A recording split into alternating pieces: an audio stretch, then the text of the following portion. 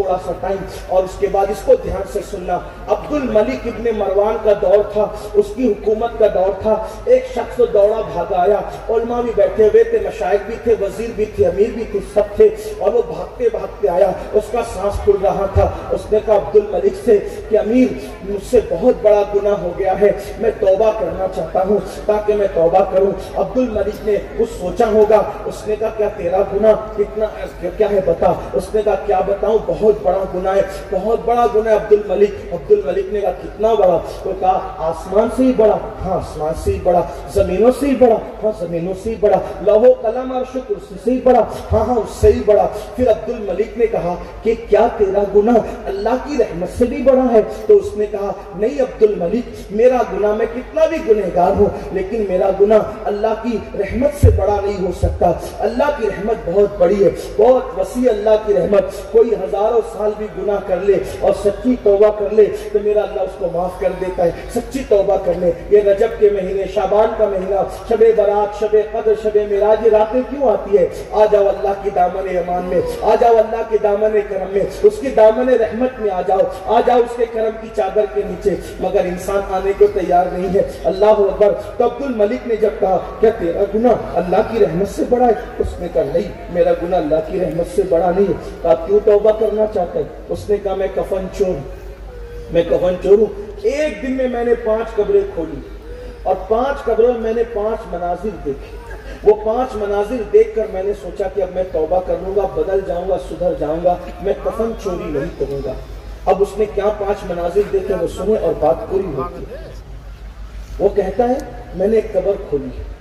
جب میں نے قبر کھولی تو میں نے دیکھا کہ مردے کا چہرہ قبلے سے پھرا ہوا تھا, اس کا منہ قبلے سے پھرا ہوا.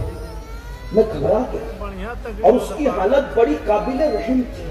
دیکھو دنیا میں کتنی بھی ڈینگے مار لو, قبر میں نہ کسی کی دادا گیری چلے گی نہ کسی کی بابا گیری. وہاں تو صرف اس کے کرم پہ بات. میرے امام کہتے ان کو رحم آئے تو آئے, امام کیا کہتے ان کو رحم آئے تو آئے, ورنہ وہ کڑی مار ہے. کیا وہ کڑی مار ہے, کیا رات پرخار ہے, کیا وہ بام افزار ہے, کیا ہونا ہے. سب سے چھپ کے کیے جس کے گناہ وہ خبردار ہے. کیا وہ منزل ہے, کیا وہ منزل ہے. قبر کی منزل ہم بھول گئے. صحابہ کہتے ہیں ایک مرتبہ میت ہو گئی کسی کی اور اللہ کے رسول قبرستان آئے تو مردے کو قبر میں اتارتے دیکھ کر حضور اتنا روئے کہ داڑھی روتے روتے تر ہو گئی. حضور کی بات کرتے جس کے قبر میں آنے سے قبر جنت بن جائے, وہ رسول قبر کو دیکھ کر رو رہے, داڑھی تر ہو گئی, زمین کی مٹی میں کیچڑ ہو گیا. اور پھر صحابہ نے پوچھا حضور کیوں رو رہے؟ فرمایا اس کی تیاری کر. صحابہ سے فرمایا اس کی تیاری کر, یہ آخرت کی پہلی منزل ہے, اس میں کامیاب تو سب ہے.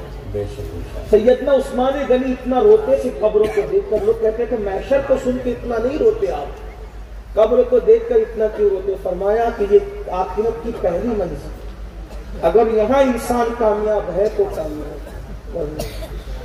قبر کا حال تو یہ ہے کہ بنی اسرائیل کے ایک شخص نے کسی کی اجازت کے بغیر ایک لکڑی خلال کے لیے منہ میں ڈال دی, اس پر بھی وہ عذاب قبر میں گرفتار.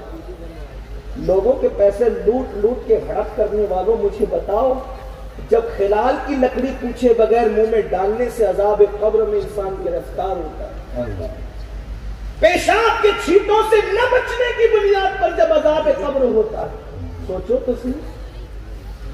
جو پیشاب کے چھینٹے سے نہ بچے اس پر عذاب قبر, جو شراب کو حلق کے اندر اتارے اس کا کیا؟ اس لیے اپنے آپ پہ رحم کرو. بہت باتیں کرنے کی ضرورت ہے, اپنے آپ پہ رحم کرو. اللہ سے رحم کی بھیک مانگو, اس کی بارگاہ میں اس کی رحمت طلب کرو, اس کی بارگاہ سے مغفرت طلب کرو, اس کی بارگاہ سے بخشش طلب کرو. سدھر جاؤ, ہو سکے تو سدھر جاؤ. اگر لوگوں کی دیکھ کر کے عبرت حاصل نہیں کرو گے تو خود عبرت کرو گے. جو لوگوں کو دیکھ کر عبرت حاصل نہیں کرتا, اور یاد رکھنا جس کی جوانی گناہ میں گزری اس کی موت بڑی دردناک ہوتی. حضرت سید الطائفہ جنید بغدادی نے ایک بڈھے کو بھیک مانگتے دیکھا بغداد کے بازار میں. کوئی اس کو بھیک بھی نہیں دیتا تھا. لوگوں نے کہا اس بڈھے پہ کوئی رحم کیوں نہیں کرتا؟ کہا جوانی اس نے پاپ میں گزاری، خدا نے بڑھاپے میں ذلیل کر دی، اس لیے بڑھاپا آئے گا. اور جوانی کی قدر مہمان کی طرح کرو. جوانی ایسی آتی ہے جیسے مہمان آتا ہے. مہمان جانے کے لیے آتا ہے، جوانی بھی جانے کے لیے آتی ہے. اس لیے جوانی کو مہمان سمجھ کے اس کی قدر کر لو، اس کی عزت کر لو. جوانی کی راتیں آوارگی کے لیے نہیں، جوانی کی راتیں عیاشیوں کے لیے نہیں، جوانی کی راتیں گندی فلمیں دیکھنے کے لیے نہیں، جوانی کی راتیں ناولیں پڑھنے کے لیے نہیں، جوانی کی راتیں عورتوں پہ پاپ کی نظریں ڈالنے کے لیے نہیں، جوانی کی راتیں عیش و عشرت کے لیے نہیں، جوانی کی راتیں خدا کو منانے کے لیے، جوانی کی راتیں رب کو راضی کرنے کے لیے، جوانی کی راتیں خوف خدا میں رونے کے لیے، جوانی کی راتیں تلاوت قرآن کے لیے، جوانی کی راتیں سنتوں پہ عمل کے لیے، جوانی کی راتیں خدا کو منانے کے لیے. جیسے اس کو جوان پسند ہے، جوانی کی عبادت بھی پسند ہے. اللہ کے رسول فرماتے ہیں جب کوئی جوان توبہ کرتا ہے تو 40 دن تک میرا اللہ آسمانوں میں نور کی قندیلیں جلواتا ہے. اور فرشتے کہتے ہیں ایک جوان نے توبہ کی ہے، اس کی خوشی میں نور کی قندیلیں جلا دی گئی ہے. اس لیے اللہ کے بندوں سچی توبہ کرو، پلٹو اللہ کی طرف. اور میرے اللہ ہی کا تو دربار ہے. ہر عدالت میں گناہ قبول کر لو تو سزا ہوتی ہے، یہ اس کی عدالت ہے. کوئی گناہ قبول کر کے شرمندہ ہو جائے تو اس کو سزا نہیں دیتے بلکہ محبوب بنا لیا جاتا ہے. اور پھر کہا جاتا ہے کوئی ایک بالش ہماری طرف آتا ہے تو رحمتیں چل کر ایک ہاتھ اس کی طرف آتی ہے، کوئی چل کر آتا ہے تو رحمتیں دوڑ کر اس کی طرف آتی ہے. آؤ نا اس اللہ سے رشتہ جوڑو. تو وہ کفن چور کی بات اینڈ پر ہو رہی تھی. اس نے کہا قبلے سے منہ پھرا ہوا تھا، میں گھبرا گیا، بھاگنے لگا تو غیب سے آواز آئی پوچھتا کیوں نہیں کہ اس کا یہ حال کیوں کیا ہم نے؟ میں نے کہا میری ہمت نہیں، ہم ہی بتا دیتے ہیں.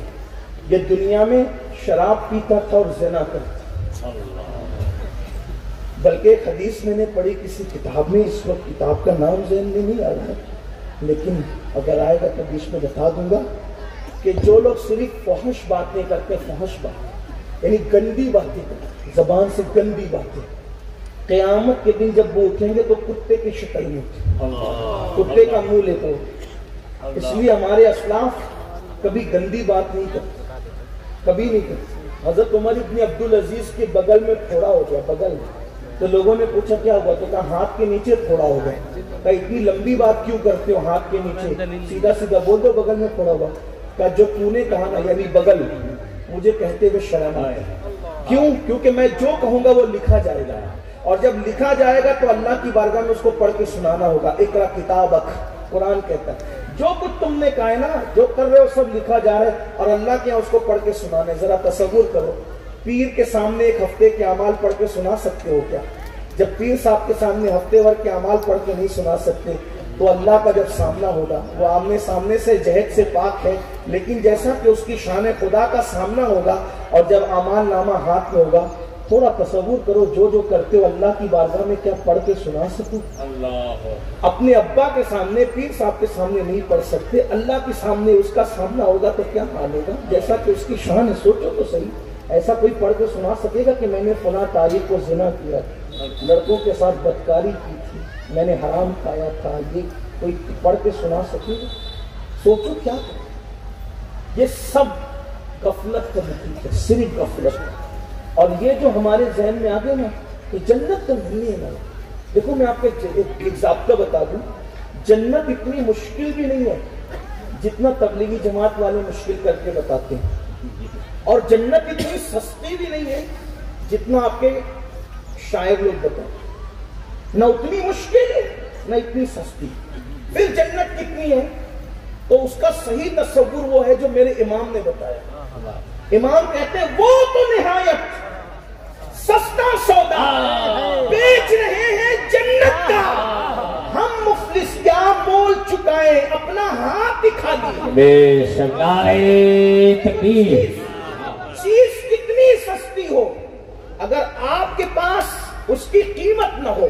مثال کے طور پہ ہمارے مولانا صاحب کا موبائل اگر یہ کہہ دیا جائے کہ یہ ایک آنے میں 1 گھنٹے کی مہلت ہے، جس کے پاس ایک آنا ہو یہ آئی فون 15 پرو میکس لے کر کے ایک آنے میں چلا جائے، کس کو خریدنا آؤ لے کے چلے جاؤ، بولو کوئی ایک آنا دے پائے گا؟ آج قیمت تو بہت سستی ہے نا، لیکن آپ کے پاس ہے نہیں، ایسے ہی یہی ہے نا، قیمت تو سستی ہے لیکن آپ کے پاس ہے نہیں، اس لیے حاصل کیسے کر سکتے ہیں؟ بلا تمثیل۔ جنت تو حضور بیچے، وہ تو نہایت سستا سودا بیچ رہے ہیں جنت کا، ہم مفلس کیا مول چکا ہے؟ اپنا ہاتھ، ہمارا ہاتھ تو جو جنت کی قیمت ہے وہ 500 1000 2000 کی نوٹ نہیں، ڈالر نہیں، پاؤنڈ نہیں، ریال نہیں، جنت کی قیمت یہ نہیں ہے۔ جنت کی قیمت تو ندامت کے آنسو ہے، جنت کی قیمت تو جب سب سو جائیں اس وقت تو خشوع و خضوع کے ساتھ سجدہ کرنا ہے، جنت کی قیمت تو تلاوت قرآن ہے، جنت کی قیمت تو چھپا کے صدقہ دینا ہے، جنت کی قیمت تو میٹھی میٹھی باتیں کرنا ہے، جنت کی قیمت تو اللہ کا اتنا ذکر کرنا کہ لوگ ذکر کرتے دیکھ کر تمہیں پاگل سمجھنے لگے، یہ جنت کی قیمت ہے۔ بتاؤ ہمارے پاس ہے بھی؟ ہم مفلس کیا مول چکائیں؟ اپنا ہاتھ خالی ہے، اس لیے خدا کے لیے اس جنت کی قیمت کی تیاری کر لو۔ تو کیا کہا؟ وہ پہلا قبر کا منظر اس نے دیکھا تو آواز آئی، ندائی، یہ زانی بھی تھا اور شرابی بھی تھا۔ پھر اس کے بعد اب اس پہ کوئی تبصرہ نہیں کرتا، پھر آگے وہ کہتا ہے کہ میں نے سوچا چلو یہ قبر میں کام نہ بنا، آدمی جب دنیا کا لالچی ہو جائے پھر وہ بہت بے باک ہو جاتا ہے۔ میں نے دوسری قبر کھولی تو میں نے دوسری قبر میں کیا دیکھا کہ میت کا منہ سور کی طرح تھا، خنزیر کی طرح، اور اس کے ہاتھ اور پیر زنجیر سے جکڑے ہوئے تھے، باندھے ہوئے تھے۔ اس وقت تو میں پریشان ہوا، میں نے وہاں سے بھاگنا چاہا تو غیب سے آواز آئی، پوچھ تو لے اس کا یہ حال تو کیا؟ چہرہ سور کی طرح، ہاتھ پیر زنجیر سے بندھے ہوئے، مجبور۔ کہا کہ ہم بتا کے اس کا حال یہ کیوں کیا؟ نمبر 1، یہ جھوٹی قسمیں کھاتا تھا دنیا۔ آج جھوٹی قسم کو لوگ گناہ نہیں سمجھتے۔ الزواجر میں ابن حجر لکھتے ہیں کہ اللہ پاک حدیث قدسی میں فرماتا ہے کہ مجھے جھوٹی قسموں کا نشانہ مت بناؤ، جو میرے نام کی جھوٹی قسم کھائے گا اس پہ بھی لعنت کروں گا اور اس کی 7 پشتوں پہ لعنت کروں گا۔ عورتیں بہت قسمیں کھاتی ہیں، مرد بھی اب کھانے لگے ہیں، پتہ نہیں کیا لوگوں کو ہوا ہے، گناہ نہیں سمجھتے۔ چھوٹے چھوٹے معاملات میں اگر 200 روپے کی چپل بیچنا اس پہ بھی جھوٹی قسم کھاتے، 50 روپے کی سبزی بیچنا اس پہ بھی جھوٹی قسم کھاتے۔ اللہ اکبر، سچی قسم بھی مت کھاؤ جب تک کہ جان کو خطرہ نہ ہو، ایمان کو خطرہ نہ ہو، عزت کو خطرہ نہ ہو۔ جو منزل بتائی گئی علماء نے، اس کے علاوہ بہت مجبوری پہ سچی قسم بھی کھایا کرو، سچی قسم بھی بار بار نہ کھاؤ، اللہ اس سے روزی میں تنگی پیدا کرے۔ بار بار قسم کھانے پہ، بات بات پہ قسم کھانے پہ روزی تنگ ہو جاتی۔ آپ سب روزی تنگ لے کر کے بیٹھے ہو اور کہتے ہو تعویذ دو، جھوٹی قسمیں بند کرو، جھوٹی قسموں سے توبہ کرو، قسم کھانے سے پرہیز کرو۔ اور لوگ کا حال تو یہ، اٹھا قرآن شریف، حصہ بکرا ہو رہا ہے، اٹھا قرآن شریف، میاں بیوی میں جھگڑا ہوا، اٹھا قرآن شریف۔ قرآن شریف پڑھنے کے لیے، عمل کرنے کے لیے آیا تھا کہ تمہاری قسموں کے لیے آیا؟ ذرا سوچو تو، اللہ کی بندو کیا کر رہے ہو؟ تو وہ جس کا منہ سور کی طرح ہوا اور ہاتھ پیر باندھ دیے گئے، وہ نمبر 1 جھوٹی قسم کھاتا، نمبر 2 حرام مال کھاتا، حرام دھندا کرتا تھا، حرام مال کھاتا۔ آج کتنے لوگ حرام کھا رہے ہیں؟ موبائل چوری کر کے کھا رہے ہیں، سود کے دھندے کر کے کھا رہے ہیں، جوا کھیل کے کھا رہے ہیں۔ اچھا یہ شراب جوا ہی حرام نہیں ہے، اگر کرانے کی دکان بھی لگا کے بیٹھے ہو، پیور دودھ بول کر کے اگر اس میں پانی ملا تو یہ بھی تو حرام ہے، پیور تیل بول کے اس میں دوسرا تیل مکس کر کے بیچتے ہو، یہ بھی تو حرام ہے۔ جب اناج بیچتے ہو تو اس میں بھی پانی ڈال کر کے اس کو وزنی کر دیتے ہو، یہ گناہ نہیں ہے۔ دھوکہ دے کر مال کمانا گناہ نہیں ہے، فریب دے کر مال کمانا گناہ نہیں ہے۔ جو حرام اپنے بچوں کو کھلائیں گے ان کے بچے کبھی وفادار نہیں ہو سکتے۔ آج کہتے ہیں ہمارے بچے وفادار نہیں، کھلایا کیا ہے؟ خون بنایا کس سے؟ گوشت بنا کس سے؟ مسلمان جب تک کہ حلال کو لازم نہیں پکڑتا، وفا کی امید ختم کر دو اولاد سے۔ کچھ لوگ کہتے ہیں مولانا تربیت صحیح نہیں ہوئی۔ میں نے کہا جتنی تربیت گاہیں ہیں اتنی تربیت گاہیں تو پہلے نہیں تھی، اتنی تربیت گاہیں پہلے نہیں تھی۔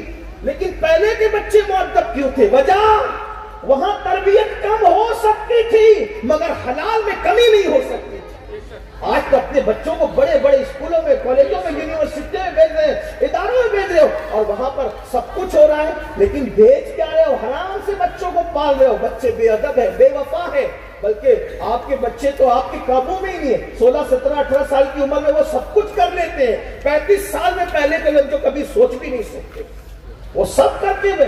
بلکہ اب تو ہمارے مفکرین علماء کہہ رہے ہیں اکثر نوجوان لڑکے 16 17 سال کی عمر میں اتنے خالی ہو جاتے ہیں اندر سے کہ وہ بیوی کے لائق بھی نہیں رہ جاتے۔ وجہ بچوں کے اندر جو پیٹ میں جائے۔ میرے بھائی جب مولی کھا لو تو اس کا اثر ظاہر ہوتا ہے منہ میں، جسم میں۔ کبھی مولی اور کچی پیاز کھا کے دیکھنا، 2 دن کے بعد آپ کو جو پسینہ آئے گا اس میں بدبو ہوگی۔ حالانکہ مولی حلال ہے، پیاز حلال ہے، لیکن آپ بتائیں کہ جب غذا کا اثر انسان کے جسم پہ ہو سکتا ہے، منہ کے اندر ہو سکتا ہے، تو پھر آپ مجھے بتائیں کہ یہ جو حلال کھائیں اگر بدبودار چیزیں تو اس پر پسینے پہ اثر آتا ہے، تو جو حرام کھائے گا حرام کا اثر نہیں آئے گا۔ ہمارے مذہب میں اسی لیے تو ہے جو جانور شریف ہے، بھولے بھالے ہیں، انہی کو کھانے کی اجازت ہے۔ جو بدماش قسم کے جانور ہیں ان کو کھانے کی اجازت کیوں نہیں ہے؟ کیونکہ ان کا گوشت کھاؤ گے تو انہی جیسی تمہارے اندر عادت پیدا ہوگی۔ شیر نہیں کھا سکتے کیونکہ وہ درندہ ہے، بھالو نہیں کھا سکتے وہ درندہ ہے، ناشتا رہتا ہے۔ سور نہیں کھا سکتے کیونکہ اس کے اندر زنا اور بدکاری کی عادت ہے، یہ حال ہے اس کا۔ اس لیے کہ جانور میں بھی کوئی جانور اپنے نر کے ساتھ بدی نہیں کرتا۔ توجہ کرنا، علامہ عبدالرحمن صفوری لکھتے ہیں کہ جانور بھی نر جانور کے ساتھ بدکاری یعنی اغلام نہیں کرتا سوائے سور کے۔ صرف سور ایسا جانور ہے جو اپنے نر کے ساتھ یعنی مرد کے ساتھ بدکاری کرتا ہے۔ اسلام نے سور کو کیوں منع کیا؟ اس لیے کہ اس کے اندر یہ بے حیائی ہے، بے غیرتی ہے، اور اس کا جی کبھی نہیں بھرتا بدکاری سے۔ اس کا مطلب یہ ہے کہ جو دنیا میں بدکاریاں کرتے ہیں لڑکے لڑکوں کے ساتھ، مرد کے ساتھ، یہ جانور بھی نہیں کرتے، یہ صرف سور کرتا ہے جانوروں کا۔ اور حدیث پاک میں آیا ہے کہ جب کوئی مرد کسی مرد کے ساتھ بدکاری کے لیے آگے بڑھتا ہے تو خدا کا عرش کانپ جاتا ہے، خدا کے عرش پہ زلزلہ آتا ہے۔ یہ وہ گناہ ہے جو آج گندی فلمیں دیکھ کر ہمارے معاشرے کے جوانوں میں عام ہو رہی ہے۔ اگر اچھا لگے تو ٹھیک نہیں ہے، میں اچھا لگانے کے لیے بول بھی نہیں رہا ہوں، اس لیے کہ جس کا دل جلے گا وہ کہاں اچھا اور برے کی بات ہے، وہ تو دل کی کیفیت پیش کر رہا ہے۔ جو گندی فلمیں دیکھتے ہیں وہ لڑکے اور لڑکیاں یہ خود لذتی اور بدکاری میں مبتلا ہو رہے ہیں۔ اللہ کے رسول نے 14.5 صدیاں پہلے کا جب مرد کے ساتھ بدکاری کے لیے اس کے اوپر آتا ہے، عرش کانپتا ہے، اس پہ زلزلے آتے ہیں، فرشتے عرش کا کنارہ پکڑ کر قل هو اللہ کی سورت پڑھنے لگتے ہیں۔ اگر فرشتے یہ نہ کریں تو اس پر عذاب نازل ہوتا ہے۔ اور آقا فرماتے ہیں ایک فرشتہ ایسا ہے جس کی شکل پرندے کی طرح چونچ والی ہے۔ جیسے ہی مردوں کے ساتھ بدکاری کرنے والے لوگ قبر میں دفن ہوتے ہیں، اس کی رات بھی نہیں گزرتی، اس کو وہ فرشتے وہاں سے اٹھاتے ہیں اور وہاں لے جا کر کے پھینک دیتے ہیں جہاں قوم لوط پر پتھروں کی برسات ہوئی۔ بھول گئے سب، بس یہ اپنی موج ہے، اپنی مستی ہے، جو چاہو کریں۔ یہ اللہ کا عذاب ہے، اللہ کے عذاب سے بچ نہیں سکتے۔ تو کیا کہا؟ جس کا چہرہ سور کی طرح ہے اور ہاتھوں میں زنجیریں بندھی ہے، پیروں میں زنجیریں بندھی ہے، تو غیب سے آواز آئی یہ حرام کھاتا تھا، جھوٹی قسمیں کھاتا تھا۔ اور اس کے بعد کہا تیسری قبر پر جب میں گیا تو میں نے دیکھا کہ اس گدی سے یعنی حلق سے اس کی زبان لٹکی ہے کتے کی طرح، اور اس کے جسم میں کیل ٹھوکی گئی ہے، آگ کی کیلیں ٹھوکی گئی، زبان کتے کی طرح لٹکی ہے قبر میں، اور آگ کی کیلیں اس کے جسم میں ٹھوکی گئی ہے۔ یہاں تو سب کچھ موج مستی ہو رہی ہے، اندر کیا ہو رہا ہے؟ تو غیب سے آواز آئی بندے یہ جس کے جسم کا تو یہ حال دیکھ رہے آگ کی کیلوں کا اور زبان لٹکنے کا، اس کے 2 گناہ تھے۔ یہ لوگوں کی غیبت کرتا تھا اور چغلی کرتا۔ چغلی کا مطلب کیا؟ ادھر کی بات ادھر کرنا، ادھر کی بات ادھر لانا اور آپس میں لڑائیاں لگانا۔ غیبت کیا؟ کسی کے، علامہ مفتی احمد یار خان نعیمی لکھتے ہیں، کسی کے پوشیدہ رازوں کو بیان کرنا، کسی کی پوشیدہ باتوں کو بیان کرنا کہ سامنے بیان کرو تو برا لگے، پیچھے بیان کرو اور اس کو جب معلوم پڑے تو اس کا دل دکھے، یہ غیبت ہے۔ آج غیبت میں کتنے لوگ مبتلا ہے، چگلی میں کتنے لوگ. اگر غیبت چگلی بند ہو جائے تو دنیا سے 80% جھگڑے ختم ہو جائے. ساس بہو کا جھگڑا ادھر کی ادھر لگانے کی وجہ سے، باوج ننن میں جھگڑا ادھر کی ادھر لگانے کی. ایک بات کو بڑی معذرت کے ساتھ، دنیا دار تو دنیا دار ہے، غیبت اور چگلی سے میں تو دینداروں کو بھی بچتے ہوئے نہیں دیکھ پا رہا ہوں الا ماشاءاللہ. اور غیبت زنا سے بدتر ہے، غیبت زنا سے بدتر ہے. کیا ہو گیا؟ اقبال نے کہا تھا متاع دین و دانش لٹ گئی اللہ والوں کی، متاع دین و دانش لٹ گئی اللہ والوں کی. یہ کس کافر ادا کا غمزے خوریز ہے ساقی. مگر ہم مایوس نہیں کہتے، نہیں مایوس اقبال اپنی کشت وینا سے، ذرا نم ہو تو یہ مٹی بڑی زرخیز ہے ساقی. غیبت چگلی سے بچو، دنیا کہیں جائے آپ کو مدینے والے مصطفیٰ جان رحمت کے قدموں میں ہی رہنا ہے. دنیا کو آگے جانے دیجیے، ہم پیچھے چلے، اس لیے کہ لوگوں کو آگے جانے میں فائدہ لگتا ہے. چلے جائیں، ہمیں تو پیچھے جا کر مصطفیٰ جان رحمت کا نقش پا تلاش کرنا ہے. میرے امام کہتے ہیں ٹھوکریں کھاتے پھرو گے ان کے در پہ پڑ رہو، ٹھوکریں کھاتے پھرو گے ان کے در پہ پڑ رہو. قافلہ تو اے رضا اول گیا آخر گیا. جانے تو جو جا رہے ہیں، ہمیں مصطفیٰ جان رحمت کے قدموں میں پڑے رہنا ہے. اسی میں ہماری کامیابی ہے، ان سے وفا کرنا ہے، اسی میں ہماری کامیابی ہے. او عزت کے متلاشیوں، پولیس سے عزت چاہتے ہو، سپاہیوں سے عزت چاہتے ہو، سیاسی لیڈروں سے عزت چاہتے ہو، سچے دل سے نبی سے وفا کر لو. یہ دنیا کے لوگ کیا ہے، قبر کے فرشتے تمہاری تعظیم کرتے نظر آئیں گے. امام کہتے ہیں نکیرین کرتے ہیں تعظیم میری، فدا ہو کے تجھ پہ یہ عزت ملی ہے. جب ان سے وفا کرنا فرشتوں سے تعظیم کروا لیتا ہے تو دنیا کی اوقات کیا ہے، دنیا کی حیثیت کیا ہے. مگر ان سے وفا کر لو، اور یاد رکھنا ان سے وفا عمل کے بغیر ممکن نہیں ہے. اللہ اکبر. پھر وہ کہتا ہے چوتھی قبر پہ آیا تو میں نے ایسا سنسنی خیز منظر دیکھا. سب سے خطرناک منظر چوتھی قبر پر تھا، وہ یہ کہ مردہ آگ کی چادر پر الٹ پلٹ ہو رہا تھا، کروٹیں بدل رہا تھا، آگ پر وہ کروٹیں بدل رہا تھا، اور فرشتوں کے ہاتھ میں لوہے کے ہتھوڑے تھے اور وہ اس کو مار رہے تھے. اور ایسی آواز گونج رہی تھی جس سے دل پہ دہشت تاری ہوتی تھی. آواز آئی بندے یہ بے نمازی کا انجام دیکھ لیں، یہ بے نمازی ہے.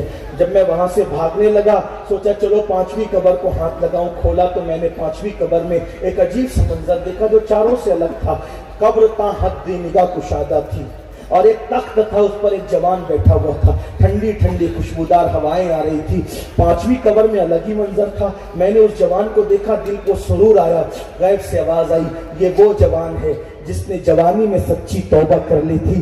تو جب میں نے یہ منظر دیکھا اب میں آیا ہوں کہ میں بھی توبہ کر لوں تاکہ میں بھی بدل جاؤں، میری زندگی میں بھی انقلاب آ جائے. اس لیے عبد الملک میں توبہ کرنا چاہتا ہوں، سنورنا چاہتا ہوں. اس کفن چور نے توبہ کیا، اور اس کفن چور سے جب پوچھا گیا تو نے اتنی کفن چرائے یہ بتا کہ کتنوں کے منہ قبلے کی طرف تھے، کتنوں کے منہ قبلے سے پھرے ہوئے تھے. اس نے کہا میں نے 1000 سے زائد قبروں کے کفن کھولے اور چرائے.